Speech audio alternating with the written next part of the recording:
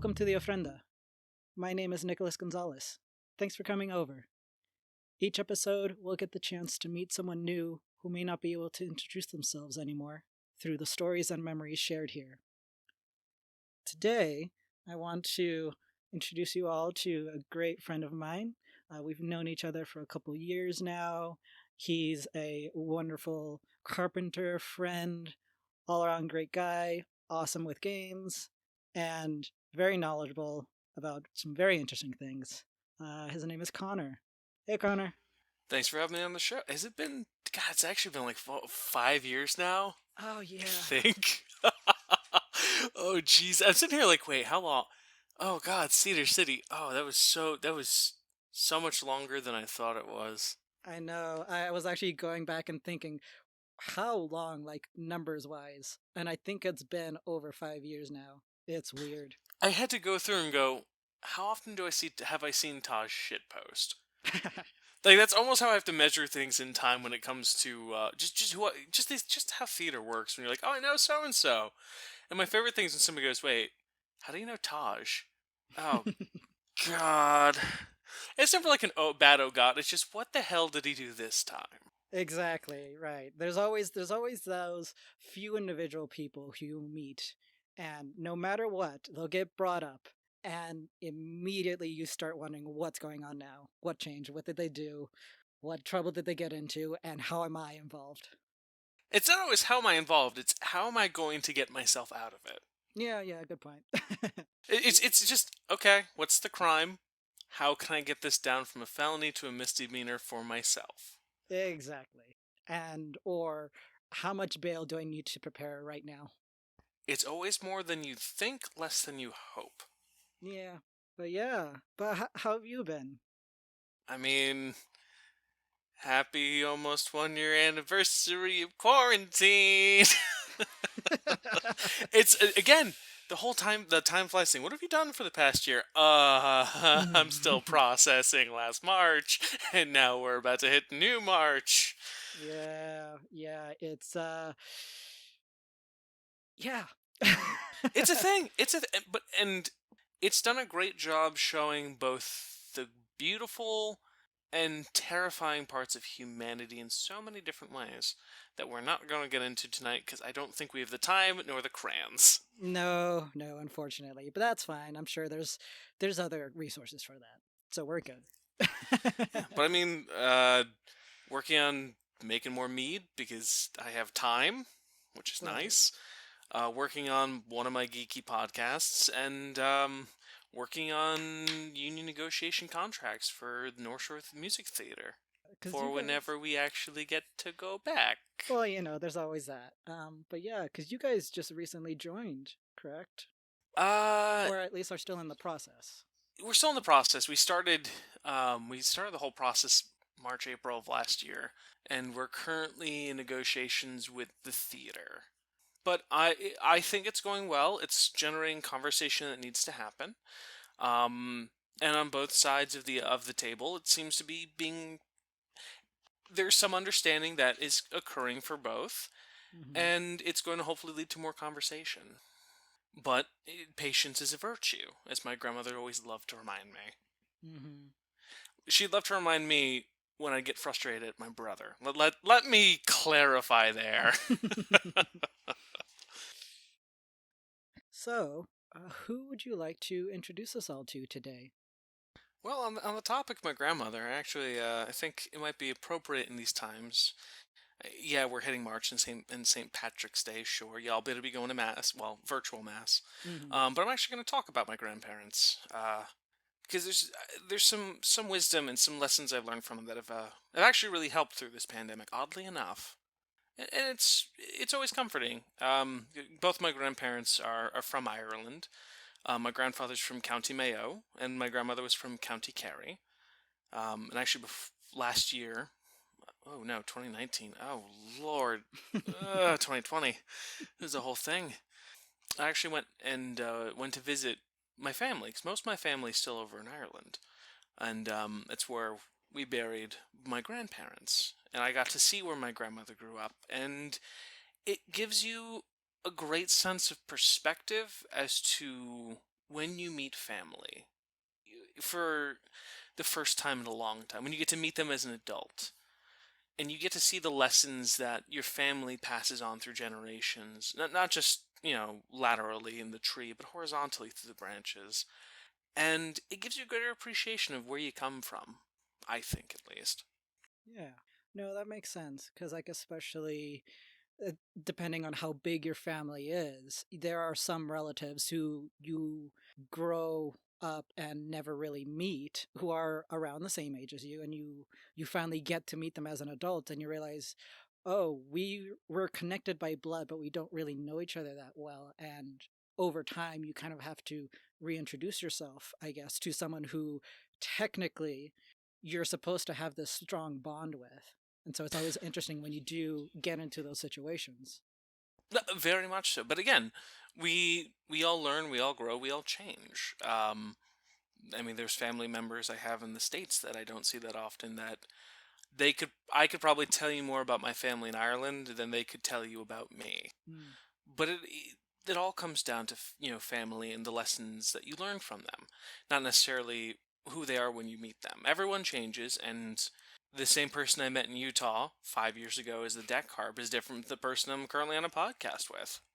That is very true for many, For a many variety of reasons. reasons. Um, but it all goes to saying it comes down to the lessons you learn, and it comes down to at the end what they teach. I mean, so it's the whole reason you teach history and civics at the same time. That's why it's important to study culture and the religion attached to it, because we know so much about other cultures and mythologies, but you gotta remember there's lessons to them, and there's Mhm. lessons to the things that our family pass on to us. For my grandmother, at least, my grandmother taught me a lot about patience, um, but more important, hospitality.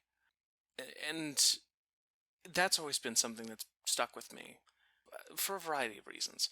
My mom is very much like her mother, and I am very much like my mother. If somebody knocks on my door in the middle of the night and needs somewhere, haven't eaten, they need somewhere warm to stay, I'm going to not ask questions, bring them inside, feed them, put the kettle on, make sure they have somewhere nice and warm. Yeah. My mother is the same way, and that's something that we both learned from my grandmother. And it didn't matter what part of the family you were a part of. It didn't matter if she hadn't talked to you in years. I watched cousins come from Ireland that my grandmother hadn't seen since she left Ireland. She brought them in, didn't ask how long they were staying, didn't ask where they were staying for a hotel. She went, "So you're staying here?" "Well, no, no, no, no. You're staying here." Like, Right. you.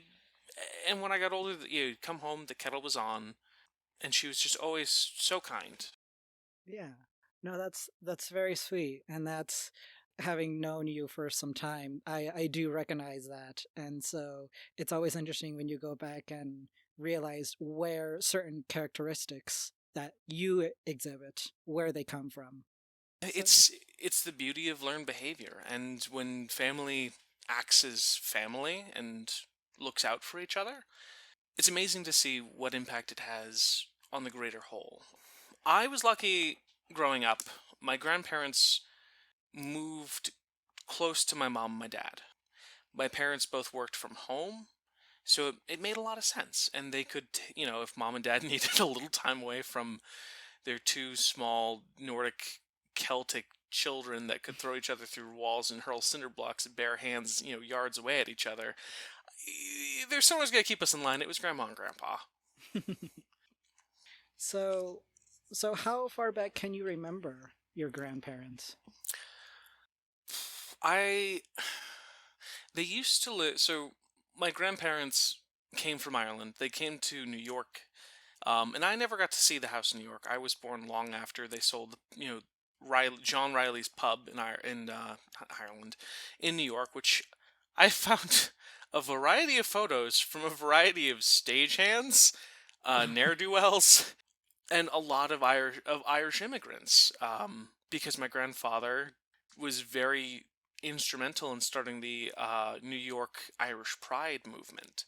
With Mm. the Ancient Hibernians Club, and it was funny when I went to college because that came up all the time. The Danbury Irish Club is very huge within the Irish American community in Connecticut, And I'd walk in, and there was old family friends there, and it wasn't they knew me as Connor from from WestCon. They knew me as John Riley's grandson. Mm. And these people had known John, my grandfather, all his life. But sorry, I got a little sidetracked there. When you say how long have what memories do I have? I remember growing up, they would visit, and my grandparents both had strong, not heavily strong Irish brogues, but the very lyrical brogue that you expect to hear from the Irish, not what you hear on TV, but the kind of brogue that takes its time to get there, which is really weird because it was my mother has a little bit of that, but it's mixed with a New York accent, and it gets a little trippy. Um, Two things that do go together and don't go together is an Irish brogue and a Bronx accent. Nice. But I remember growing up, my grandparents would come, they would visit for a couple days, they'd stay in the guest room. I remember my mom went into labor with my little brother. My grandparents stayed. My grandmother basically took care of me, and she'd cook breakfast for my dad because she adored my dad, and my dad really saw Peggy Reilly as the mother he kind of wishes he could have. That's a whole different kettle of fish there with my old man, but it just shows. It showed to me that my grandmother valued kindness and compassion, and again, treating everybody as family. And yeah, dad married into the family, but my grandmother always treated my dad as if her son. I grew up with my grandparents always being in my life. Every holiday they'd come down. St. Patrick's Day they'd come down. We go to mass together. Mass was always a big thing. I mean, Mhm. you and I both understand how big religion is to both of our families. Oh, yes. To the point where it's sometimes all you can talk about with them and all they want to talk about. Yeah, yeah, yes. We're gonna just leave that. Yes. Yeah. But the earliest memories of my grandparents were very quietly loving. They Hmm. weren't boisterous. Weren't very boisterous people. They weren't very loud people. They could be, Hmm. but they weren't for the most part. Peggy was always soft spoken, and my grandfather would hustle us all out of money when it came to Christmas poker. Nice. Um, I learned at a young age. My brother did not. Um, which is great because in memory of my grandfather, my mother, my brother, and I still play poker at Christmas, and we still clean my brother out. It's tradition now. It's tradition. Same with backgammon though. But those are some of my earliest memories with them. And then they moved closer to us, where we were in Connecticut, and it was interesting because I saw my grandparents at least once a week. Saying I'm a lot. There's a lot to process here, just because they were such a key part of my life in such a quiet way, which also is kind of fitting for how my grandparents were. My Mhm. brother and I were two of the youngest grandchildren. My brother was the baby for the longest time, and it showed. Eric got babied quite a bit. I did too. That's not totally unfair of me to say, because we'd come home from school and we'd go right to grandma and grandpa's for a couple hours, and it could be anything from my grandfather out in the back porch in a clean wife beater. I say clean in the loosest terms here. Sweatpants, his carpet slippers, the newspaper in hand, and a Romeo and Juliet cigar that he didn't even bother to cut, he just bit the end off of. And he'd sit on the back porch from 8 a.m. to whenever he needed another cup of tea, and we'd come and make the tea and go back out. And he'd just read the paper until his cigar burnt down. And he'd hand Eric and I the funnies, and we'd just sit there and read with him and pretend we're all big adults. And there was just a quiet solemnity to my grandfather that I, looking back, appreciate a little more, and knowing more about who he was growing up makes more sense as to how he mellowed out as a person, and how he and my grandmother, the very lovely and interesting dichotomy that all couples have, and just how years of marriage change that a little bit. Not necessarily for the worst, just how couples who've been together for so long change with each other. Mhm. That's kind of nice to reflect on, because I think as far as when we imagine people, we kind of have this one stagnant, I guess, image of them sometimes. But to recognize that they grow and they change, and I think even though like they are your grandparents, you might have this very vivid image of them, but to also recognize that they have changed themselves over time is actually very humbling and a very human thing to do. Time changes I mean, my my uncle Pat is the youngest of his siblings by 8 years, mind you. He was a bit of an oops, and he Hmm. knows that, and he always jokes about that. And one day, they were going to a hockey game. It was my grandfather, my uncle John, the oldest, my uncle Brian, the second oldest, and Pat, the baby. And Pat at this point's in high school, so John and Brian both are, they have their careers, they're moved out, they're adults, and they're like, "Where's Dad?" And Pat just goes down the hallway and yells, "Are you gonna shit in bed all day?" And John and Brian nearly ran for the car because they were so ready for their father, my grandfather, to come out and just whoop their asses if they ever spoke to him like that.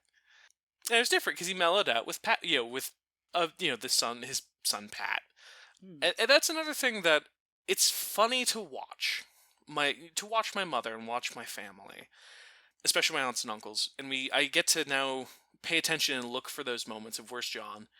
I can tell where John is because it's the hard Irish love. It's the there's I'm trying to describe this to someone who doesn't necessarily understand how the Irish love each other.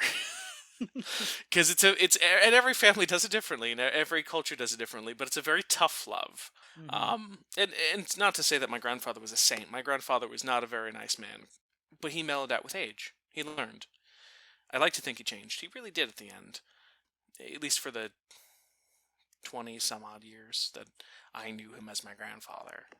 But at the sly moments of just the quip and the turning of the knife, the did you just say that? Are you continuing to say that?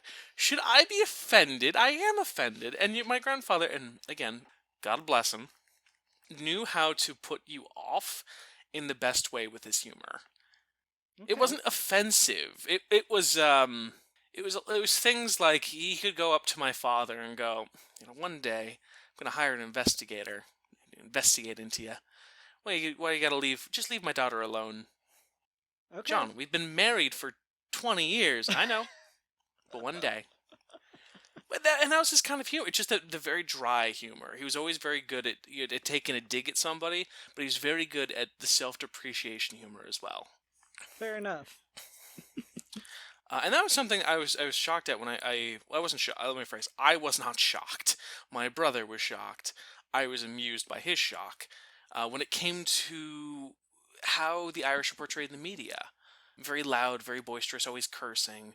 That's not the case. The Irish are very quiet people, for the most part. At least the McGillicuddies and the Quirks. The Rileys depends on the day, but the humor is just as dark as you think it is, and just as funny, and very self-depreciate. And if you can take a joke and you can make a joke about yourself, you go a lot farther. And that was something I thought was normal in most families until I went to high school and I went to college and I made the jokes that like I would make with my family, and those I got looks for. I got a what the hell is this guy talking about? And there was a saving grace one day. I cracked a bad joke. It was actually it was something along the lines of, well, if he dies in his bed, we can push him out and you can sleep in it. And that was a joke that was made when my grandmother before she passed. But I made the joke, and everyone looked at me as if I had three heads, and I was just saying some godforsaken blasphemy. And I hear a laugh. I hear somebody laughing in the back. It's my one of my fraternity brothers, Terrence, who is also his family is Irish and off the boat, and he gets the dark humor. But that's the thing. My family also revels, and my grandparents very much reveled in dark humor, especially when it came to sports. Sports are a very big thing. My grandfather was a staunch Yankee man, or the Patriots for American football. And if the hurling was on, it was always Mayo. He was a Mayo man all through and through. If it was rugby, it'd be Mayo, and then maybe Donegal. Dublin never had a chance. And there's one day I remember coming in, and my grandparents would listen to the radio. I had to be, I want to say, 14. 13, 14. And it was County Kerry versus County Mayo. It was a Gaelic football match, which is different than both football and American football. Mhm. And I learned a lot of Gaelic that day. I learned a lot of Gaelic that I repeated, and I got in trouble for. It was very entertaining for my soft-spoken grandmother to be out of her chair and be just cursing up a storm as my grandfather sat there about to light a cigar, going off. And I learned a lot that day. And then I got in trouble when I found out my music teacher in high school could also speak Gaelic, and she understood when I cursed a kid out in the middle of a hallway. Ooh. Yeah, where'd you learn that? I'm not telling. I'm not gonna rat my grandparents out. You kidding me? It's not. This is the same grandparents who my grandmother, bless her, very hardline Catholic. My grandfather, not so much. My grandmother was every Sunday we'd go to mass. My grandfather would put his suit on, and he'd go with. Eventually, he stopped going because my mother and I would pick my grandmother up for mass, and we'd go to mass together with my brother. And my brother in mass is a very interesting time because he doesn't pay attention. I had to elbow him through a couple Sundays in the front row. Father Greg looking at us, and the diocese we went to, Diocese of Norwich, it's St. Mary's, small little church. And Grandma loved it because Grandma could go in, and everyone knew who Peggy Reilly was, because that was who Peggy Reilly was. The devout Catholic with two grandsons, who's a devout follower of the Lord, and very happy to have a priest who has an accent harder to understand than hers. My priest was from Poland. Oh. So, a priest with a Polish accent, a deacon who's 6'6" and in a biker gang, and my 5'2" Irish grandmother. That's a sitcom. I'm sorry, but that's It is, awesome. and the thing is, got along famously. God, and I remember I missed Mass this day because I was setting up something for Lent for Stations of the Cross. And Father Greg, a very kind man, as priests are, just very, very forward with everything. And I'm not going to try to do his accent. I could never. I tried in front of him, could never do it. And he opened up the hymnal. We're going to sing Psalm 285. There is a bomb in Gilead. And my brother, the little shit he is, goes, "Hey, Mom, there's a bomb. Somebody better go tell them." And my grandmother, with the rosary beads wrapped around her hands, without thinking, slugs my brother in the arm loud enough where you could hear it. And my brother just goes, "Ah!" And he looks over, and grandmother's just counting the rosary. And he leans over and goes, "Mom, I think Grandma hit me." And Grandma, loud enough, goes, "I'll do it again if you don't shut it." And start praying to the Lord for forgiveness. And again, this is the front row. Father Greg has now seen all of this. And as they're walking out after the Mass, Father Greg goes, "Peggy Reilly, did something happen today in Mass?" And my grandmother goes, "No, I had to remind my grandson the beauty of the Lord and to pay attention, is all." And that's a story that still goes through, because you just gotta look at my brother sometimes, and all I can see is Peggy Reilly with the rosary around her hands, just whap.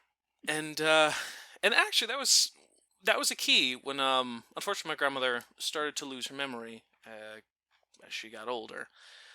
The dementia set in, which was unfortunate. This is a woman who broke half her ribs, and again, it's funny to describe to people, what does Irish mean? You always lie about pain. Mm. Yeah, I definitely remember that about you. But my grandmother broke a couple ribs, punctured a lung, And she called my dad and went, Frank, how you doing today, sweetie? My dad, I'm doing okay. How you doing, Peggy? I took a bit of a spill. It hurts a little bit. It hurts like hell. And my dad dropped everything, got into his car, and drove over. Because if Peggy ever cursed, something was dreadfully wrong.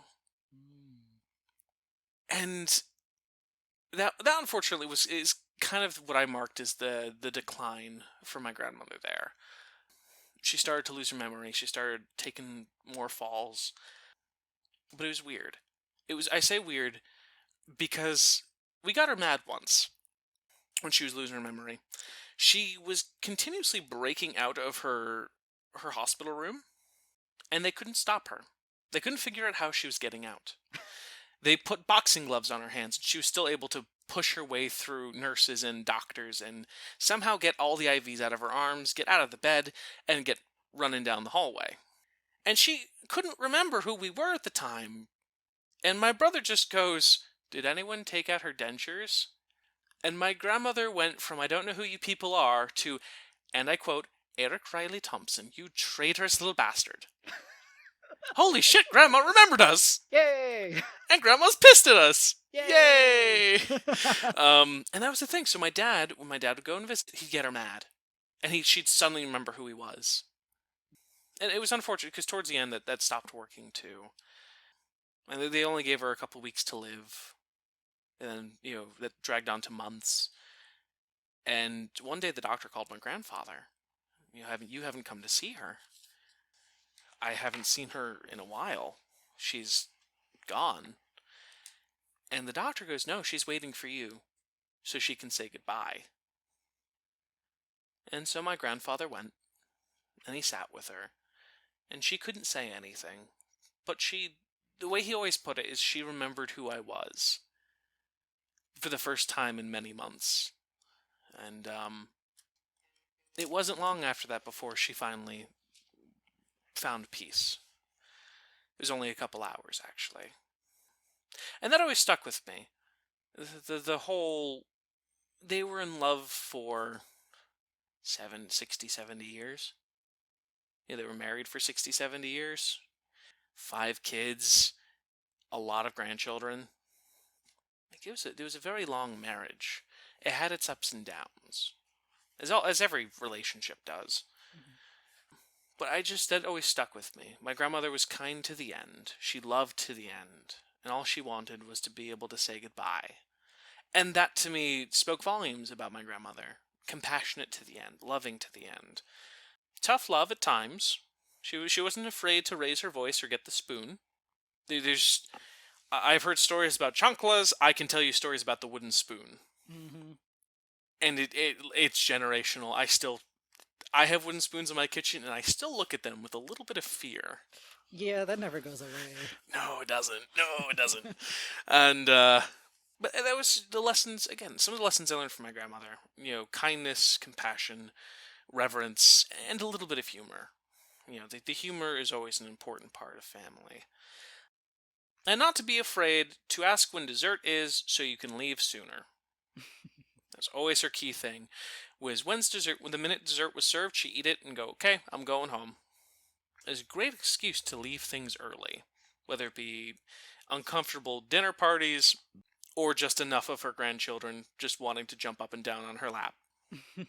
Loved us all. Loved us all. But I can understand small children in too many quantities.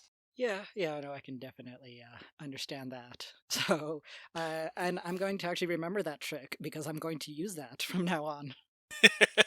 It is, even I'm a little bit of an extrovert, and I know you're very much an introvert. Use it. I've used it out of a lot of, okay, I need to go now. Mm-hmm. It's like when you tell your mom, "Hey, Mom," or Dad, depending, "I'm going to call my friends because my friends want me to go to something. I need you to say no." It's the same trick of, dessert served, I should be going home. Right, exactly. It doesn't work if you're at the pub with pints. I found that that drags the night out. Yeah, that's a good point. It's always a little tricky when alcohol is involved, but still. But what are pints? What are pints in pubs in 2021? I know, it's a virtual thing now. I just want... And this is something I attribute to my grandfather. again, the man was a bartender in New York, owned his own bar, still very well known in the Irish American community, and I just attribute wanting a good pint in a quiet pub to him. He would talk about that. Um, he and it was in those kind of moments where he'd talk about owning a pub, especially when we all like to remember that, especially I work in Boston. There's a lot of Irish pride in Boston. That has not always been the case. It's same in New York. That's only been a fairly recent change in the past 50 years. It's not as bad as literally anything else. But my grandfather came over 1908, 1910, 1910, I think. He was 2. This is the foggy part of I can't remember some of the dates because there was a little bit of who was older, who was younger at my grandparents. And I think my grandfather was lied about being older. Older than your grandma, or just older I in think he general? was younger. Oh.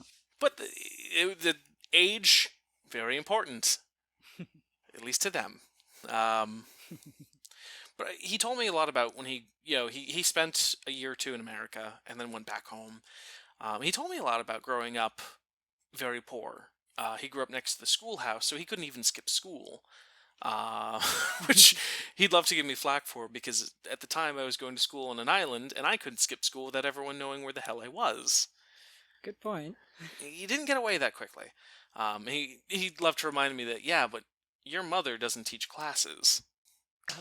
No, she doesn't. No, she doesn't. But he'd tell me about stories about gathering seaweed for dinner and raising cows and taking care of livestock, which some of those stories stuck and actually helped me when I was taking care of livestock. Things you don't think are going to matter in your life, but your grandparents just sow the seeds, and suddenly it saves your ass when you have a baby bull who's very upset. Oh, I can definitely imagine that. But the small lessons. My grandfather taught me what's important when reading the newspaper. That was something I never thought was, big thing. He sat me down and he pointed out articles in the New York Times. This is op-ed, this is what this means. And I had to be about 8 at the time. But it stuck with me. And he'd show me newspapers he'd get from Ireland, especially the Irish Times. That was a big one. And he would always give me a copy of it because he wanted me to learn more about the family I come from. Because yes, I'm American. I'm also Irish.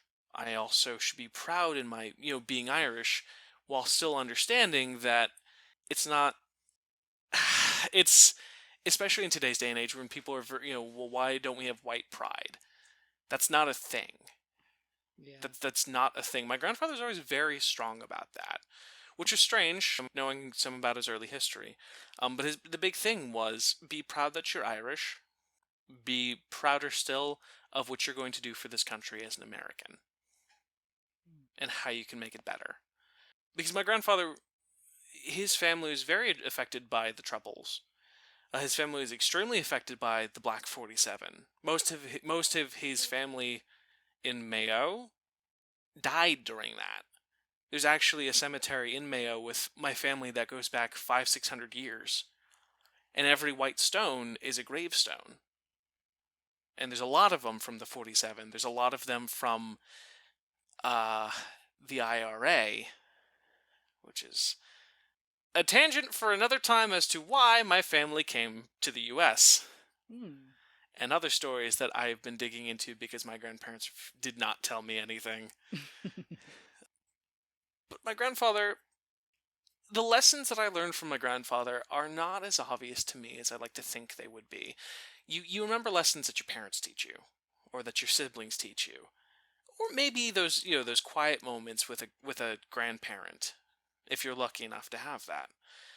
And most of the ones immediately my mind goes to is my grandmother. But my grandfather still had a part to play in how I grew up. But it wasn't until I was older. It wasn't in the same way that a lot of kids can talk about their grandparents taking them places. It was in life lessons. When life and time started catching up to my grandparents, I spent more time talking and asking them questions about their childhoods growing up. I learned about how my grandmother was a maid and nearly died, and the wealthy family that she was working for took care of her until she got better. About my grandfather's service in the army during World War II. How he actually went to the North Pole. I actually still have the document from the U.S. Army. John Riley Thompson. Sorry, John Riley. I got the last names mixed up there for a second. The actual documentation my brother has. But then my grandfather went to the North Pole. Like, what the hell? Just an expedition to the North Pole because, okay, that's really cool. Yeah. Like that's something I didn't know. But also to pay more attention, to listen more. My grandfather was very good at spinning stories and telling truths when he didn't think people were listening. How so? My grandfather didn't like to talk a lot about his past. He didn't like to talk a lot about being an immigrant in New York. He was a man who struggled with alcoholism, who had to bury his siblings because of their alcoholism. He never really talked about his service. He never wanted to talk about his service. I never realized what he did for, he'd founding the Ancient Order of Hibernians, or the Irish American clubs in Connecticut and New York City. When my grandfather passed, at the age of 94, he had met his great-grandchildren. He got to see 3 generations of his family. He lived much longer than he thought he was going to live. He actually even gave my little brother some lessons in Gaelic. My brother picked it up better than I did, to say the least. My brother's always more the linguist, luckily. But my grandfather taught me about patience, because patience was a big thing to him. When I get frustrated during my Eagle project, and I'd be, my grandparents would come over for a cup of tea, I would be hand drafting for hours at this point, and I'd be bloodshot and I'd be miserable trying to get all these dimensions right for my project. And my grandfather would just he'd be on the back porch, on the patio, cigar in hand, cup of tea, and the funnies. And I'd sit down, he'd hand me the funnies, and he'd just go, take a breath, take a read, take a cup of tea, then talk. And that always struck me when I was younger as a little callous. Because I always, I saw my friends' grandparents, they're always very, lovey, sweetie. My grandparents were they were loving in a very quiet way. And it took me a while to realize this was my grandfather's way of calm down, take a breath, and then let's talk. And he'd wait a couple minutes and go, so, what's going wrong with the project? And he'd give me enough time, I'd have a cup of tea. I'd take my mind off of it for a minute. And it'd let me say my problem out loud and be able to tackle that problem from a different angle. That's something I never really thought of at the time. It was, one thing, focus on that one thing, the hyperfixation of I want to get it done. And my grandfather telling me to be patient, to take a moment, look at it from a different angle. Taught me the importance of bluffing and knowing how to read when someone's lying to you. That was the hardest $20 I ever lost. On the shittiest hand of, I had 3 aces, he had 2 twos, and I lost. And I learned a lot of lessons from both my grandparents, but the most important one I think I learned was family and laughter, which is a little cliche, and I'm not saying live, laugh, love. Oh, God, that actually made my grandmother cringe.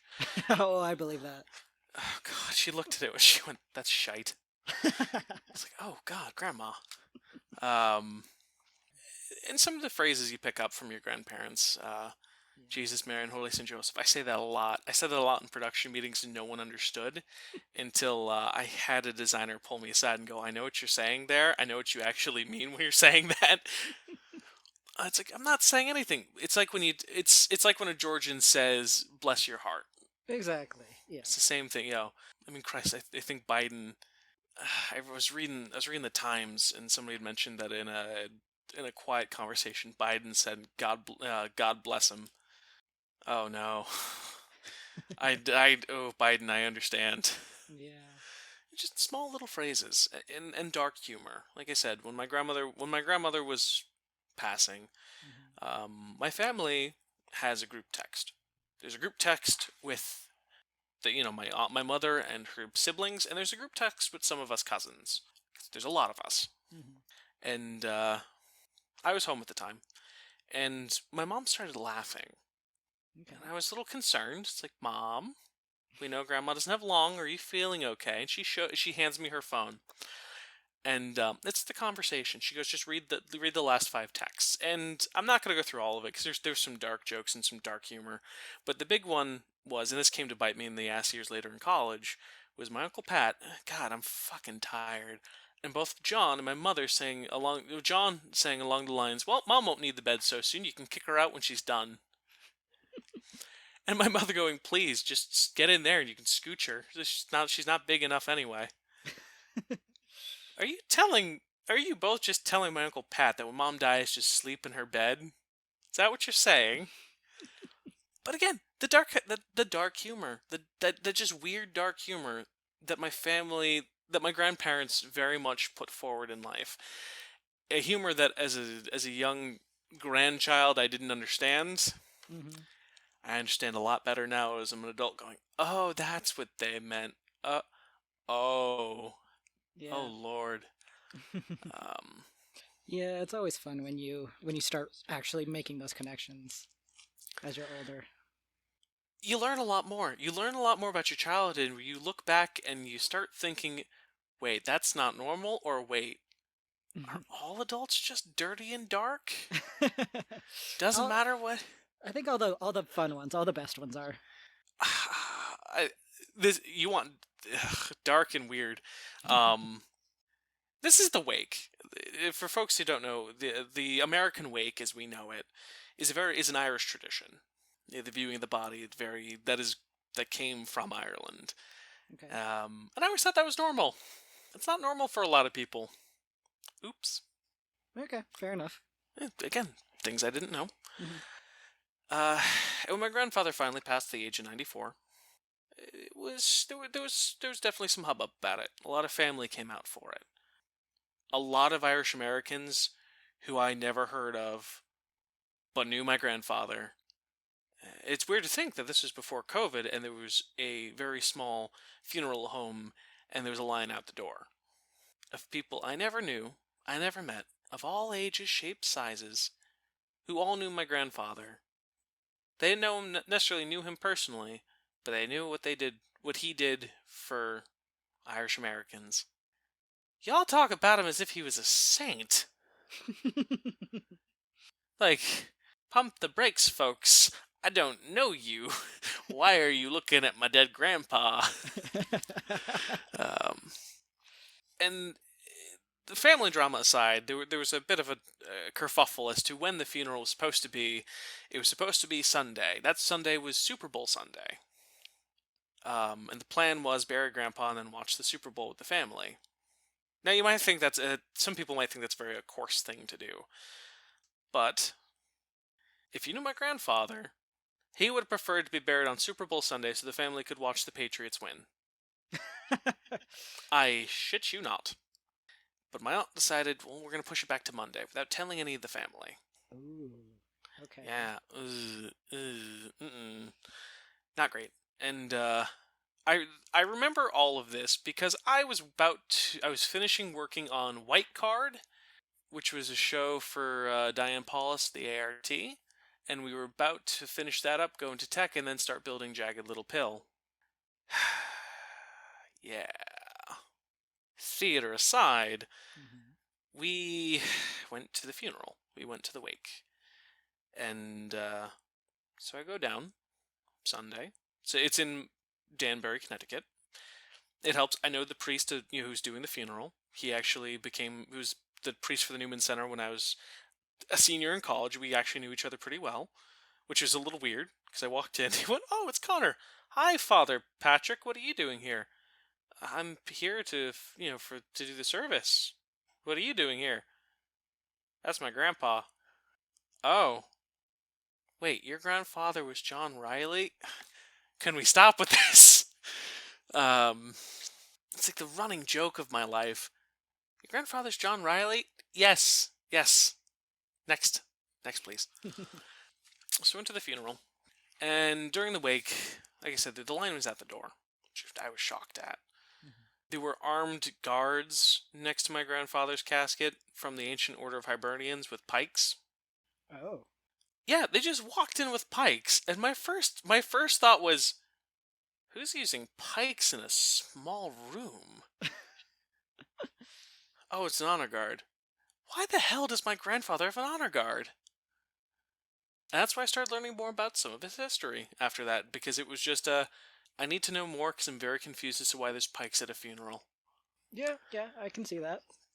Because it wasn't even a military funeral. If it was a military funeral, I could see the riflemen, but it's my grandfather. Like, my grandfather. Why do you have pikes? I could understand if it was like my dad, but my grandfather and pikes. I don't think you knew him as well as I think I did. I was wrong.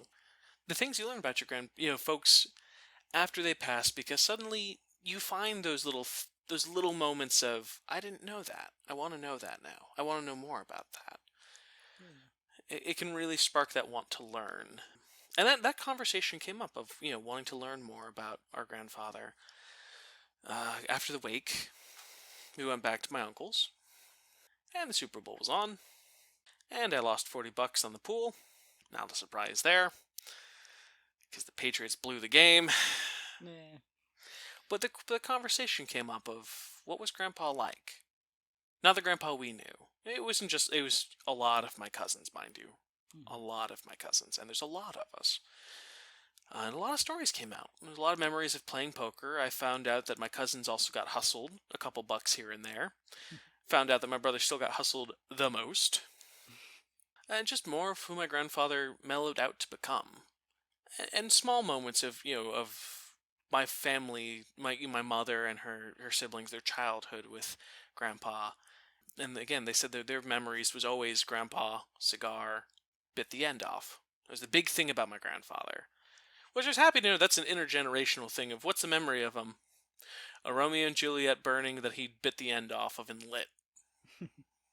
Glad to know that's intergenerational. Well, my brother stopped after the wake to pick up cigars. And he held on to one. Now, I have to preface everything that happens next. My brother has been drinking up until 4 a.m.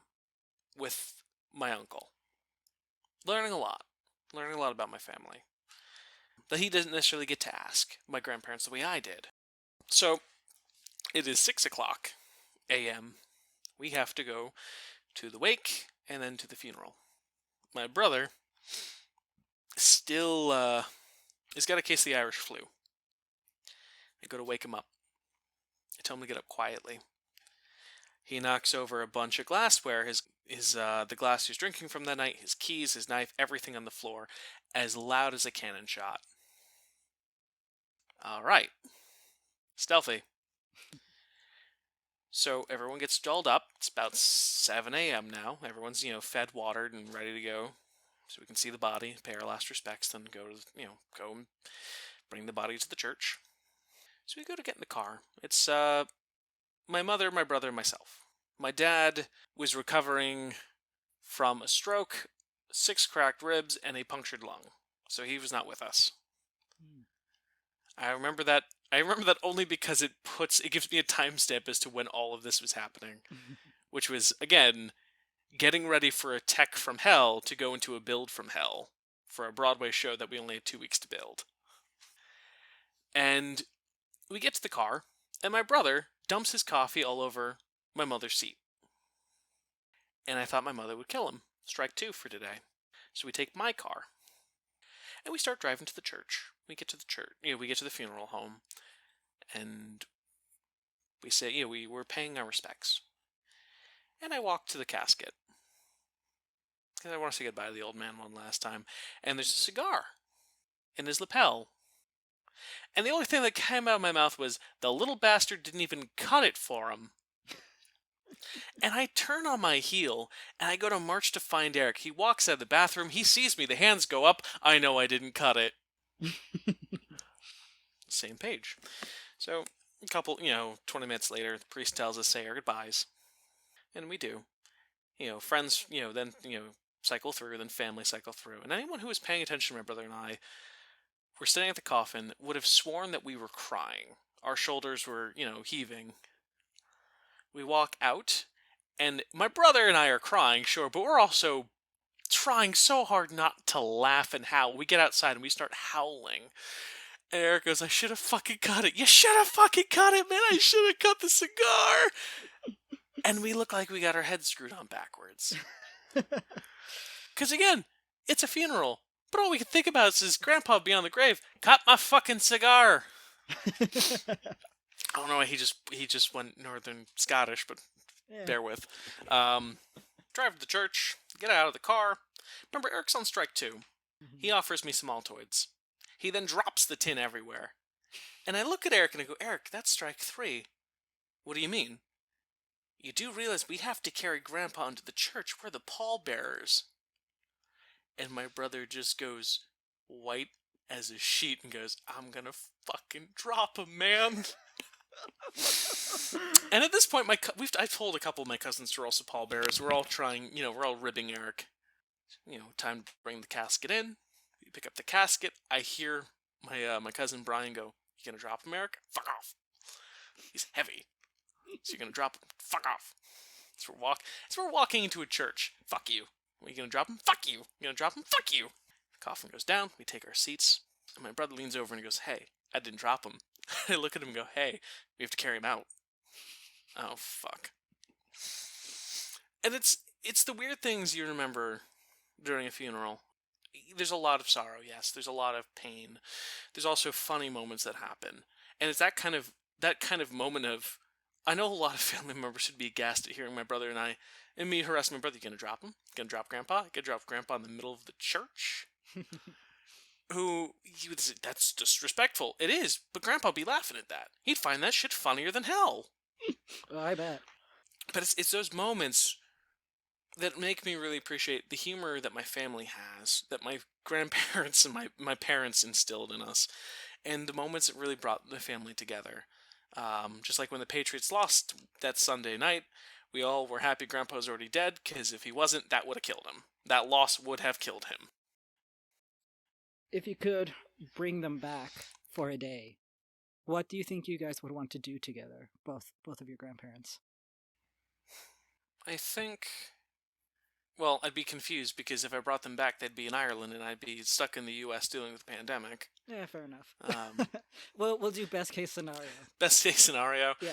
I get to go visit my grandparents back in County Kerry in Glencar, in the Ring of Kerry, and I can sit on my cousin's back porch, staring at the mountains with them, and simply drinking a cup of tea. That's all I'd want. It doesn't even need to be conversation. Just tea. That's good.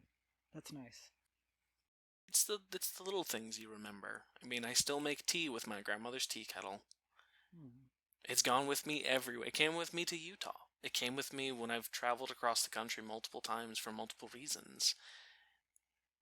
And the tea never tastes quite as good as Grandma's. Neither do oatmeal raisin cookies. Neither does the smell of a Romeo and Juliet cigar. But it's those little things that always remind me of them. So I still make tea the same way Grandma did. Attempt to make oatmeal raisin cookies. Please, if I offer them, be kind and decline. Or why I will occasionally get a Romeo and Juliet. It's not my favorite cigar, sure, but it reminds me so much of younger years, of expectations for the present, and hope for the future. My grandparents, through life, even through some very difficult times, were always very hopeful and compassionate and loving.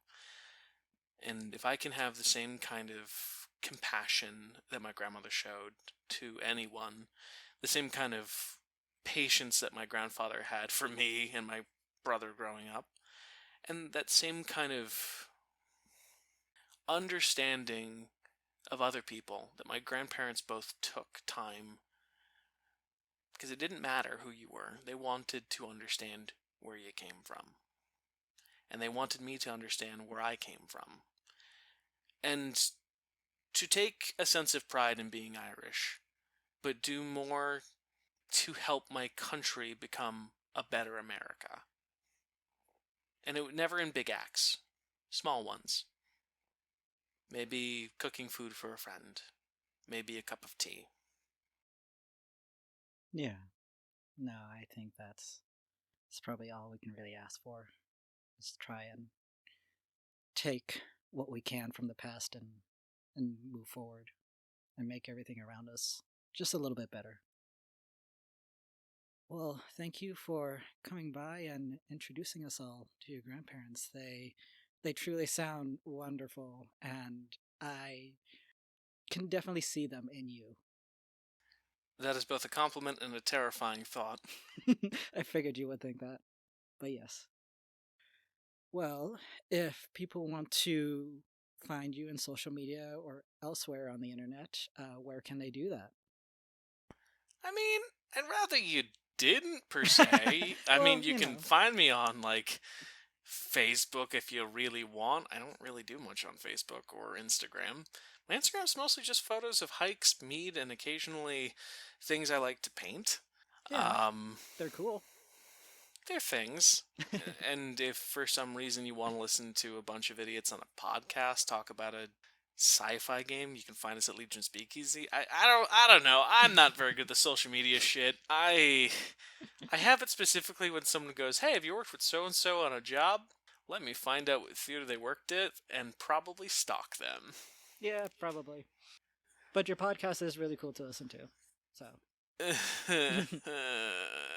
Herding sheep. No, not herding sheep, herding cats. Yeah. Drunken cats. Oh, God. Exactly. Well, cool. Well, thank you again for stopping by. I mean, thank you for having me. It's always a pleasure to sit down and talk with a friend, because everyone has memories of people they love that may not be with us anymore, but something that my grandmother that stuck with me, that is just kind of always rattling around, is family is always family. Doesn't matter if they're blood or not. Doesn't matter where they are. As long as you remember them, they still live on.